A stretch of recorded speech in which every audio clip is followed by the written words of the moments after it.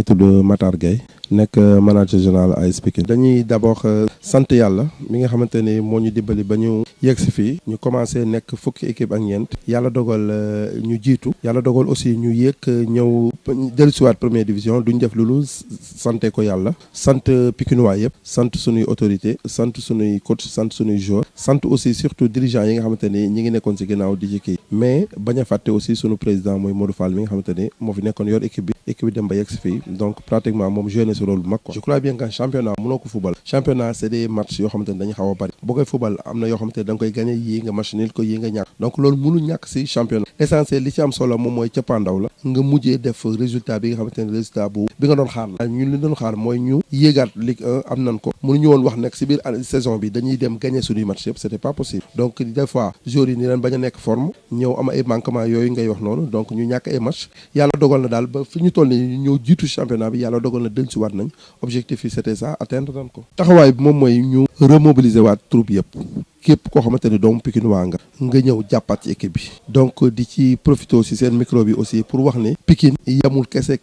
si ñun ñi nga xamante ni ñoo koy jiite képp koo xamante ni sentir nga sa bopp sa Pikine nga xamante ni donte benn kaasu ndox mën nga ko jël joxe ko sax jour naan ko ñi ngi lay woo pour nga ñëw jàpp si équipe bi xam ne équipe bi tëjuñu ko kenn ubbil nañ ko ñëpp képp koo xamante ni am nga apport boo xamante ni yaakaar nga ni boo ko defee équipe bi amal nga njariñ équipe bi ñi ngi lay woo beneen bi aussi di wax supporters yi aussi ñu bañ a yor jikkoy supporter boo xamante ni bu ñuy gagné rek la mais ñu nekk supporters yoo xamante ni dañuy ànd ak équipe bi si moment yi neex yi comme démb ànd ak équipe bi si moment yi nga xamante ne moment yi naqari la donc loolu daal mooy li nga xamante ni moom la ñuy séentu si nit ñi waaw boo leen seetloo bu ñuy fubal jox nañ ko ay autorité te loolu aussi buñ koy def li ci ëpp delloo njukkal la parce que booy seet joxuñu ko ku bu dëkkul Pikine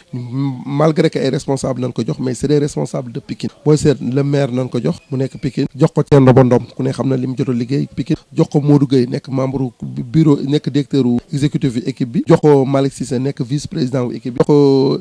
ñi nga xamante ne pratiquement ñëpp nekk nañu ay responsable Pikine ñi ko jox bu leen ko joxee nag c'est pour dellowaat leen njukkal parce que aussi am na foo xamante ne taxawul nañ fa club bi day baax nag aussi bu fekkente ne yaa ngi def ay performance ñi nga xamante ne jot nañoo def dara lu baax si équipe nga invité leen wan leen public yi sargal leen aussi loolu moo taxoon ñu koy def pour man c'est trop tôt ñu wax ay recrutement parce que d'autant plus que wàll boobu ñun dañ ko jël lépp cëralee ko entraîneur parce que booy seet entraîneur bi aussi moom moo xam ban type de joueur la soxla kon ñun mënuñu wax si ay recrutement peut-être que li ñu mën a wax rek moom mooy bu ñu gisee dara ñu ñëw wax coach bi mu xool ba xam profil boobu arrangé na ko wala ba xam soxla na genre jour boobu mais du ñu ñooy chargé wu recrutement et puis championnat bi jeexagul des na benn journée dinañ ko fubal toog def suñu bilan toog xool li nga xamante ni moo jaar yoon ñu jàpp si bu baax a baax li nga xamante ni yaakaar nañu ay rëq-rëq la ñu corriger ko pour mën a gën a entamer Ligue 1 c'est-à-dire que li nga xamante ni yaakaar nañ ni jaaru yoon ak yooyu mënuñu ko d'un seul coup ñu wax ko fii mais il faut que ñu toogaat defar réunion parce que équipe bi aussi du ñaari du ñetti ni groupe la bu ñu toogee ñu waxtaanaat parce que ànd aussi toute une année mënul ñàkk ay côté yoo xamante ne doon na sooxe côté yooyu ñu waxtaan ko defar ko te yaakaar naa ne ren ji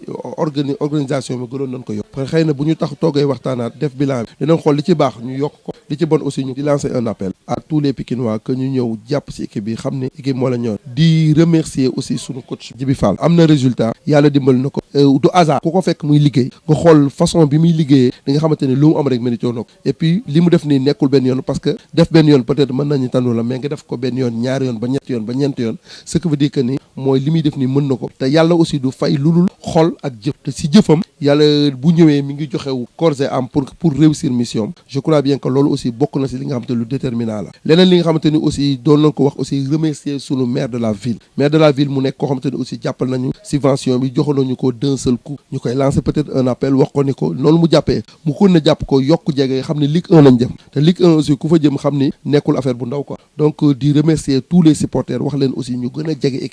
équipe bi aussi wax naa ko sànq mooy ñu ñëw supporter équipe bi si moment yëpp donc di rafetlu aussi année bi ni mu demee nii di remercier ñëpp di am nag aussi benn kii boo xamante ni bëggoon nañ ko def muy naqar boo xamante ni suñu kaw la dal muy suñu benn membre boo xamante ni kenn la woon su ñun muy Pape Yade bi nga xamante ni pratiquement liggéey bi li ëpp si liggéey bi ren moo ko daan def yàlla dogal mu génn àdduna mënu ñëw xëccoog yàlla mais peut-être que li ñu mën a def rek di ko ñaanal foofu mu tëdd yàlla na suuf sedd si kawam donc di wax ni vraiment sunu xel mi ngi ci moom te ñi ngi xalaat sax lan nañ ko mën a defal dans le futur loolu laa amoon lu may donc di remercier maay Famara Souli maay secrétaire général AS Pikine donc dama leen sant di leen gërëm yéen ñi déplacé wu ñëw def mini reportage bi si club bi à l'issue de la montée li nga xam ne Pikinois yëpp doon nañ ko xaar waxuma la Pikinois sax mais le monde sportif qui est averti parce que quoi qu'on dise Pikine c'est club la boo xam ne dañ ko soxla ci football Sénégal de par la mobilisation qu'il apporte, de par l'engouement qu'il suscite au niveau des supporters, mais aussi de par organisation événementiel yi ñu def seen match yi c'est très important. Donc loolu lañ koy saluer. Maintenant derrière tout ce travail il y a des dirigeants qui sont là qui depuis le début quand même se sont battus corps et âme pour travailler dans la discrétion. C'était important parce que liggéey boo gis méthode la laaj. Peut-être AS Pikine ren ñu bëri sax xaw na leen jaaxal dañ doon dem doucement nank di dem mais nit ñi duñu xam sax qu'est-ce qui se passe ci suuf. Mais parce qu'on a opté pour la discrétion liggéey ci suuf avec notre coach quand même à qui nous rendons un vibrant hommage parce que quand même il a fait un travail extraordinaire. Qui a eu un projet avec nous, on est tombé d'accord, mais il a fait adhérer les joueurs, faire adhérer les dirigeants. Donc ça c'est fondamental. Donc on s'est battu sur ça pour qu'aujourd'hui ñu am résultat yu ñu am. Donc loolu lépp benn équipe de dirigeants moo ko def. muy am benn affaire gis nga football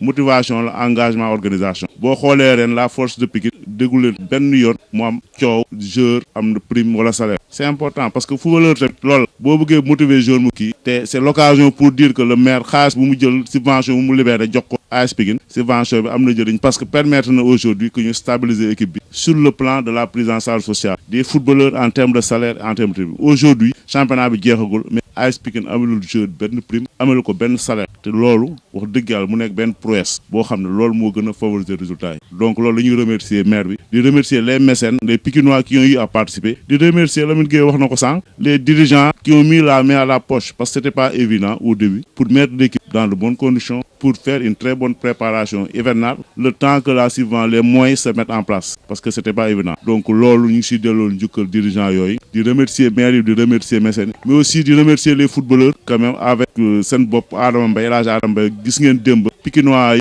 décoration bu ñu ko andil lañ ko ñaar décoration stade bi mu vibré mu nekk benn icône si AS Pikine c'était fondamental. Donc loolu la fa nekk benn loo xam ne dafa rëy mu nekk suñu fierté ñun mais dafa nekk loo xam ne tamit liggéey la buy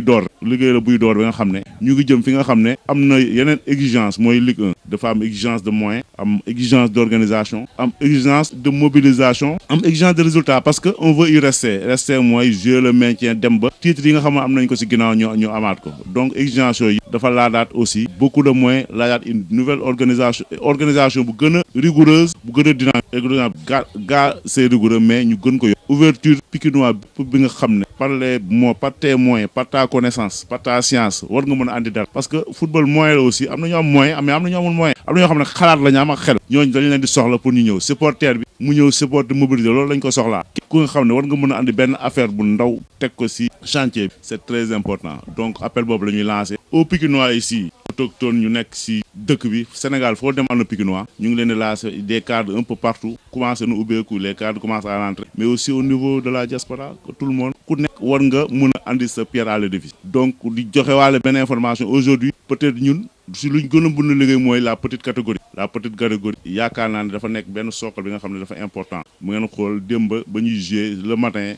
bi la suñu junior la ñu leen éliminer demi-finale Coupe du Sénégal. Donc depuis 3 ans ñu ngi dem demi-finale ñu leen éliminer donc loolu c'est un travail qui est à la base. Les cadets aussi ñu ngi def ay performances yoo xam ne duñ ko yëg. Aujourd'hui l'équipe cadet U17 de l'AS Pikine est invitée en France pour un tournoi à partir du 19. Aujourd'hui loolu c'est fondamental il faut que nit ñi xam ko waa diaspora bi xam ne tey AS Pikine seen xale yi invité nañ leen France war nañu jëm jeu ji tournoi mu nekk ay xale yoo xam ne dañ leen tàgg ñoom ñooy nekk équipe senior déwén at yi di ñëw. Donc loolu muy nekk liggéey boo xam ne dirigeant yi ñu ngi koy liggéey ci suuf te dina gën a fës incha allah ci domaine yooyu yëpp diaspora bi tamit foofu lañ leen di xaar en terme parce que football moyen la mais partenariat la communication lépp parce que aujourd'hui Lamine Gueye wax na ko lu am solo identité remarquable tey jii l'identité remarquable la plus importante de ce département c'est l'AS Pikine. Tout le monde se retrouve à l'AS Pikine même les couleurs aujourd'hui de l'AS Pikine booy xool yeneen sport yi Lamine Gueye wax na ko moom la ñuy jël donc loolu c'est fondamental. Tey jii maa ngi nit bu ñu jotee lépp lu ñu ute mais bu ñu ñëwee AS Pikine dañ ci on se retrouve donc comme on se retrouve au niveau de l'AS Pikine il faudrait que les gens puissent positiver puissent encourager ceux qui sont là puissent faire plus d'ouverture pour que d'autres Pikinois puissent venir parce qu'il y en a tellement il y en a beaucoup qui peuvent appuyer ce club là. Il y a des cadres qui sont là visibles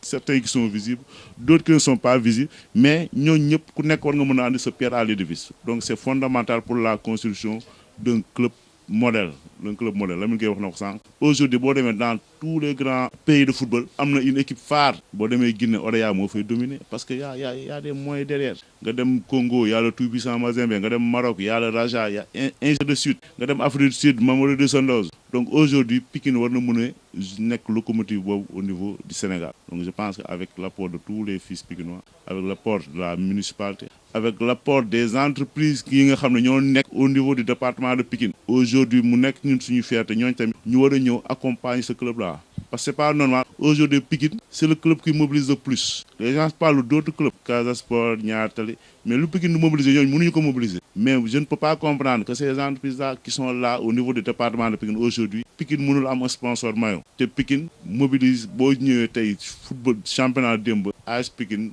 match D2 AS Pikine moo gën a fees match D1 Ligue 1 sénégalaise match yëpp nag AS Pikine tous ces matchs à domicile en termes de popularité en termes d'engouement. Donc aujourd'hui, c'est un appel que nous lançons à ces entreprises-là qui sont au niveau local. Entreprises, peut-être, nous devons contribuer, mais c'est dans le cadre de la responsabilité de ce château d'entreprise. C'est avec le maire de la ville de Pikine. Moi, je pense que mais c'est d'avoir une exigence.